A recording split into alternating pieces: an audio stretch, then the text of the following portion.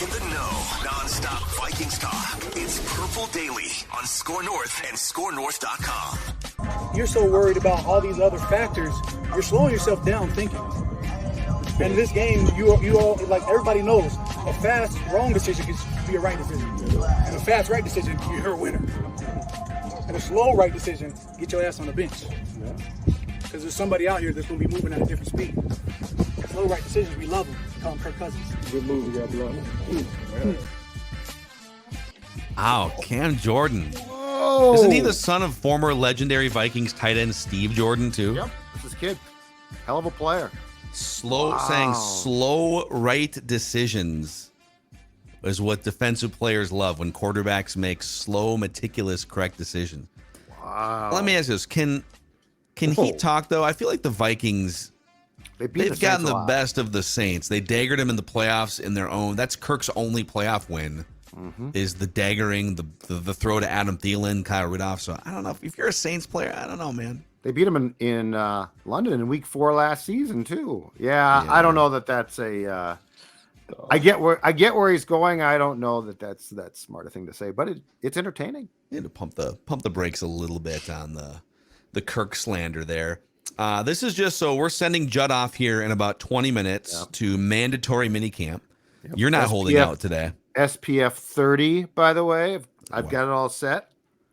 Throw some on the bridge of your nose there. Last time you got a little red. I know. Don't spray it into your face. Just maybe put it on your hand. No, you put it in your hands a little like that, a little that. Oh, yeah. No, I am prepared for this. This is minicamp. This is where it gets serious. But before we send Judd off to minicamp, we wanted to just jump in and give an update and just discuss the latest on the Danielle Hunter situation. So we did the episode yesterday talking about some of the trade ideas that are out there, and we kind of assumed he wasn't going to show up, and then once we posted the episode, news came out, indeed, that he's going to hold out at mandatory minicamp. The show is presented by our friends at TCL, which has award-winning TVs for any budget, any space, all with stunning picture quality. TCL makes more than just TVs. They offer mobile products, audio devices, and home appliances. TCL brings you joy and simplicity through innovative technology. Learn more at TCL.com. So he's going to skip the 3-day mandatory minicamp. Oftentimes it's 2 days and then like a team building thing on the third day. It's 2 this time too. They canceled the third day. Like they go bowling or barbecue or something. Yeah, I don't know what they're going to do. So I don't know how the fine situation is going to work out. You can get fined $100,000 for missing all 3 days. It gets more expensive. So really, like, he's made $75 million in his career. He doesn't really care about the fines. I'm guessing his fine for today, which is Tuesday, is $16,459. For tomorrow, which is Wednesday, $32,920. And the new CBA does not give the team the ability to forgive it. Okay, so you can't say it's an we're in the middle of a contract situation. It's excused, or like you could just reimburse him technically. So like they took that out. But anyway, it's not cheap, but it's still less than $50,000. So what do you make of this now that this is official? And it's funny because I feel like we've been foreshadowing this for 6 months, going back to January, that this is a thing. His contract is a thing. At some point, it's going to get weird. And now I guess officially starting this week, it has gotten weird. So what do you make of this? I make of this that it shouldn't be lumped in with the previous decisions that have been made so far since the season came to an end, i.e. Dalvin Cook, Adam Thielen, Patrick Peterson, Eric Kendricks. I feel like this is unto itself because Danielle Hunter, if he plays for this team in 2023, is going to play a key role. Like he had 10.5 sacks in a usage from Ed Donatel that didn't make a lot of sense. And I think the advanced metrics on his play were also favorable, despite the fact he was playing in a defense that didn't suit him. Brian Flores' defense would. So I don't think that this can be lumped in of it's another veteran. But I also think it's important to note that at his age, the term of the contract is going to be important. My feeling on this one is I think this is part of the process. I think it gets done. I think they bring him back. I think it's probably a fair contract. It's not going to be long term. It sounds like they tried to do a bridge deal in the last few months, and the Hunter camp's like, no. But Phil, we talked about this on Bonus Scoop with Doogie, and this is part of the problem. His agent, who's still his agent, did such a bad job on the contract. I think it was back in 2018 that he's trying to save face here as well now. So, like, if You Danielle had can't done put what that toothpaste back in the tube, though, can you? and really, what Danielle should have done, and he's loyal, so it's hard to criticize him heavily, but he probably should have fired this guy at some point in time, got a different representation that could have come in and tried to straighten things out, but wouldn't have been dealing from a sense of feeling as if they accidentally or in some way screwed their client. So I think this is going to be more haggling probably, but do I think that they trade Hunter? No, partially because of this. It looks like from some people that know what they're talking about, they're not going to be able to recoup the value that he's going to have. Yeah. Like it sounds like a first round pick is out of the question. A second round pick might be tough. I saw a story surface yesterday that predicted if they trade him now, it'd probably be a fourth round pick. Well, you're not going to trade him for a fourth round pick. But I mean, let's say it's a third. I would rather have him back. But I don't think that Danielle Hunter falls under the purview of, oh, yeah, they're cleaning house roster-wise. Yeah. Danielle Hunter is still a productive player at the age of, 28? I think he turns 29 during the season. So I think that this gets done. Yeah, I also think it gets done, but I think this is how Kwesi's mind works, right? Remember that clip that we saw, the little like draft day recap YouTube thing that the Vikings put out? And they wind up selecting Jordan Addison, and Kevin O'Connell walks up to Kwesi and goes, see, stick to the plan, man. You stuck to the plan. That's awesome. And it was a great pulling back of the curtain glimpse into Kwesi constantly weighing this or that, right? And that's good. Ultimately, in the long run, you want a guy that's going to maybe even consider things that aren't logical on the surface. Trading Danielle Hunter after winning 13 games is not logical on the surface. A lot of fans are still sort of stuck in, why would they get rid of Thielen and Dalvin Cook and Za'Darius and Eric Hendricks and Patrick Peterson from a 13-win team? But you've nailed it all along, Judd, in that there is a clear line. These players who are over the age of 30 and maybe didn't even greatly contribute to the 13 wins last year, maybe even prevented you from being better in some certain games or made your life harder on defense than it could have been if you had younger, faster players out there. Danielle Hunter was absolutely added value for that 13-win team last year. And he probably still has at least 2 years left of prime.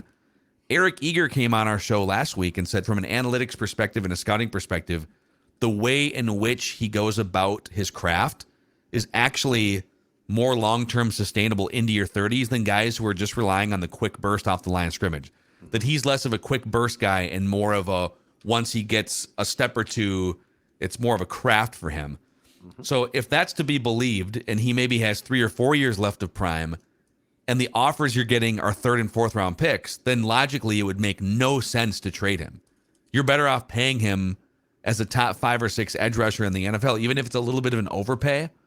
But if a team comes along, and this is where Kwesi has to weigh it, if in this process a team comes along and says, screw it, we're the Jaguars, we are the pick your contending team. Right. And we think we are Danielle Hunter away from winning a Super Bowl. Therefore, we're going to give you a first-round pick and a third-round pick. I think you have to think about that. But if it right now, the answer is easy. If the calls I'm getting are third-round picks and fourth-round picks, or some of those offers we went over from like that Denver Broncos, the Broncos want Danielle Hunter. Here's a fourth and a fifth. Screw you. I'd rather pay him $25 million a year and guarantee 3 years. You'll guarantee like $70 million. So the question is, how long do you continue this? If you're the Vikings, there is a price point, I'm sure, that can land you a Danielle Hunter contract. He's right back at practice, and here it is, right? Like that price point exists. How long do you wait on a first-round pick and a trade offer until you just sign the contract or figure something out? That's the question. The Jaguars part's really interesting too, because they are a team that's on the ascension for sure. Franchise QB, a good head coach, and Danielle's agent is also Christian Kirk's agent. And everyone was shocked, I believe, last offseason when Christian Kirk just got a huge payday from Jacksonville. Now Kirk, to his credit, actually had a pretty solid year. Yeah. I don't know if he would played up to his contract necessarily, but he definitely played a lot better than I think that was expected of him. Now, because that agent has done business with Kirk and the Jags in the past, is there a path there where that groundwork could be laid? I actually think that's the one team that actually makes a lot of sense for the Jaguars to go in and get someone like Danielle Hunter to give you up some significant draft capital. Obviously, they still have to pay him to make him happier. In general, would I like Danielle Hunter back? Yes, I want him back. He's the most important piece on that Vikings defense. But you have to field some right calls. But you certainly can't just sell low on him just because, well, we got an impasse and we can't deal with this anymore. Can't do that. Real quick, the other thing that makes this harder for the Vikings, and maybe one of these guys would blossom if given a chance, but you don't really have another edge rusher besides Marcus Davenport with any track record of getting pressures. Well, so Zadarius is gone. The next best edge rusher after Marcus Davenport and Danielle Hunter is probably Patrick Jones. But stick with me here on the nerdy football stats. His pass rush win rate last year was half of what Zadarius Smith's was. Zadarius Smith had a 19% win rate. Danielle Hunter was a 16% win rate. Patrick Jones is like 10%. DJ Wanham is like 8%. And then the list falls off after that. Like, you don't, it'd be if you thought, because the Vikings have always had like a third guy in the wings. Danielle was the third guy behind Robinson and Everson. Everson was the third guy behind Jared Allen and Robinson. It goes back and back and back, like 15 years. This is the first time they haven't really had a third guy that, hey, if this guy's making noise about his contract, that's okay. Patrick Jones deserves more snaps. So they got to be careful on that front too, from a depth perspective. And look, we've talked about this for months now. Zadarius Smith was expendable, but when they traded him, which I think that they would have kept him if they could have, he forced their hand, which is not the end of the world. But when he got traded, there was definitely 1,000% not a plan to trade both of those guys. They want Hunter back. It makes sense. It makes sense that, I mean, I don't expect him to play for $5.5 million. So that makes sense. But, you know, we also have to keep in mind this. If our working philosophy from a year ago was right, and I'm pretty convinced it was, which is the Wilfs basically told Kwesi, hey, dude, here's the deal. You are going to work within parameters of the current roster. This is 2022. And you're going to keep almost everybody. Because, again, Kwesi's philosophy on life in no way, shape, or form said, I want to look at all these veterans. He could have traded some of those guys and probably would have, but he didn't. Yeah. So if Kwesi was operating under strict parameters for 2022 of what he could and could not do, he still has bumpers now. And so I'm sure that they said, okay, you know what, Cook, Thielen, we love those guys, but that's okay. But an ownership that has never, ever said tank, not even come close, is not all of a sudden going to say, whoever you want to get rid of Kwesi, jettison them. So like there is a structure here at work, I think, that personally sees this. And if yes, Brian Flores can probably make chicken salad out of chicken bleep to a certain point, but you can only pick so many pieces out of that defense potentially and ask him to do that. And so I think Danielle, if you got a first round pick, I'm with you. Listen, but if you don't get a first round pick, and if you are offered third and fourth round picks, I do not see the Wilfs okaying a trade of a guy that remains a key portion of this defense. And I guarantee you, Brian Flores, one selling point was the presence of Danielle Hunter on this defense. Well, this is the ultimate gray area for the competitive rebuild. If you were trying to compete full on, you absolutely sign him to an extension. You don't even consider a trade. Don't even consider it. Yep. If you're trying to rebuild, it's going to be 29. You can probably get a couple teams to get into a bidding war. You would make it your sole goal to maximize his trade value, right? But they're in this sort of retooling. They're trying to to get younger in certain spots, but they're also trying to keep premium position players on the roster. Like it's right in the gray area for them. And their offense is better, I think. I think going into 2023, this offense, a year under O'Connell, when you look at who they've gotten rid of, okay? Sorry, those aren't key guys. And so I actually think that there is more of a compelling case if I'm the Vikings looking at this through their lens. I think there is more of a compelling case of why I want my defense to at least hold up. Not saying it has to be great, but if you pluck away Hunter, Now, to your point, Phil, you have nobody with a consistent track record of getting to quarterbacks. Davenport's done it, but then he didn't. So I actually think from inside TCO, there is probably more of a compelling case that the competitive rebuild is not only on the right track, but you could potentially have an offense that's top 5 in scoring. Does Danielle Hunter's injury situation make you pause at all? Let's say the price here is pay me like a top 5 edge rusher. And you do. And it's let's say it's at least 2 guaranteed years and a large chunk of a 3rd guaranteed year to make this a contract that he would accept. Are you at all nervous still about his injury history? Absolutely. And I probably try to get him within like the top 8, not the top 5. But here's the bigger problem, I think. I think to teams that inquire about him, that's going to be their negotiating chip to get you off a 1st or 2nd round pick. I think the injury history is more damage to him in trying to move him. So like if your doctors have cleared him, and if your doctors say, you know what, the neck is not giving him an iota of a problem in 2 years, I actually think there's more of a compelling case for that's why the Vikings should pay him, because I think everyone who calls you about him is going to use that against you in the negotiation for the compensation.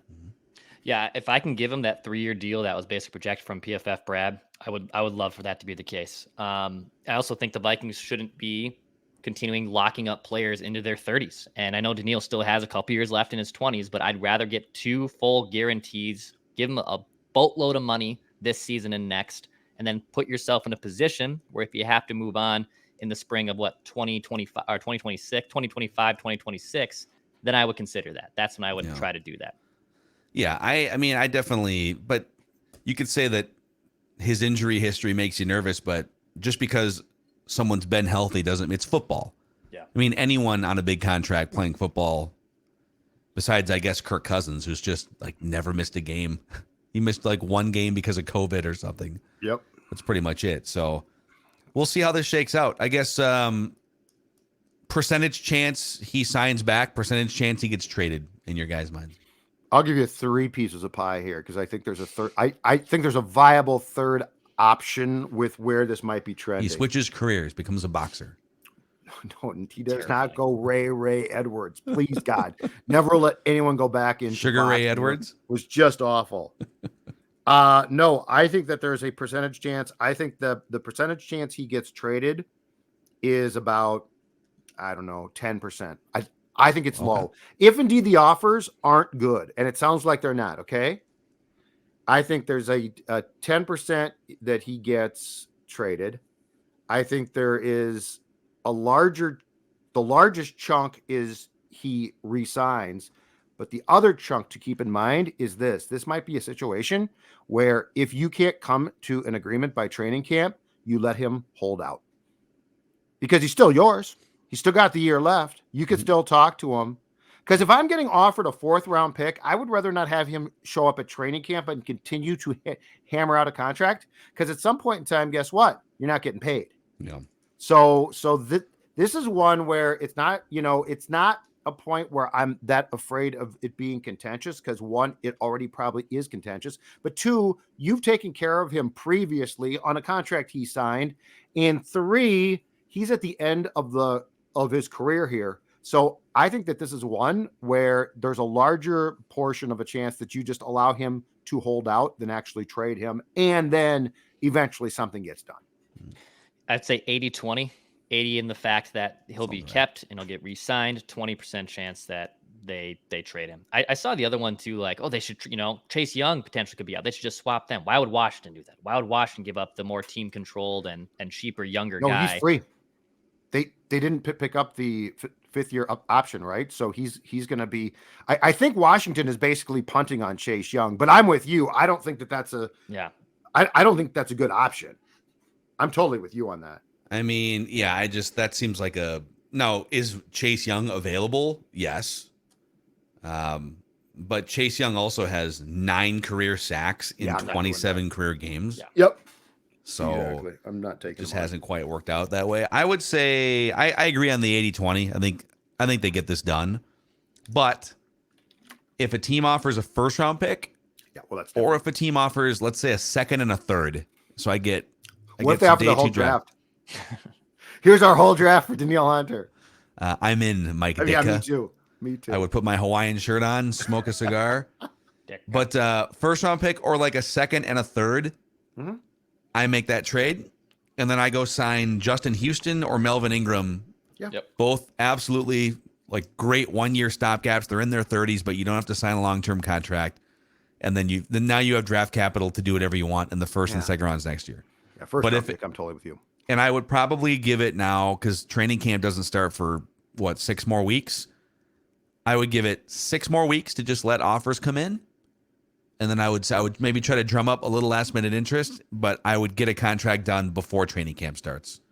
And just go in, second year of Kevin O'Connell, smooth sailing, not having this hang over your heads. I think that's how I would handle it. Where I will side with the Vikings is this. He and his agent agreed to this contract, and it was terrible. And that's largely on them. Is it possible that because this new negotiation point, did that take place? Like, how did we get to the $5 million base this year? Was that a Spielman discussion, or was that done last year? It didn't exist.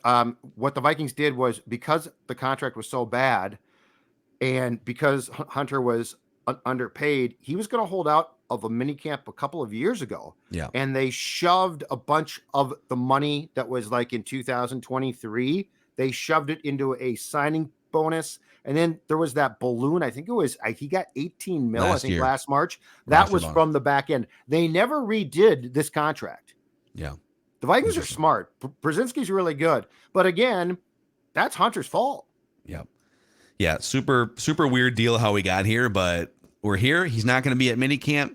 Judd will be at minicamp. I will SPF it up. And he will be looking pretty svelte thanks to his friends at Livia. That's right. Oh, God bless them. You know what? A couple of years back now, my friends helped me take off 40 pounds, and Livia has helped me maintain that weight loss. The guy on the left, a little burly, right? The guy on the right, oh boy, looking good. How did he get there? Well, it's this simple. Livia Weight Control Centers, the nutritionists, the dietitians, they did great work. And I've talked to countless people in the PD family who have joined and said, you know what, Judd? It is fantastic. It does work, and they do help you maintain the weight loss. It is a program. It's not a diet. It's a program that definitely is going to help you shed the weight and keep it off.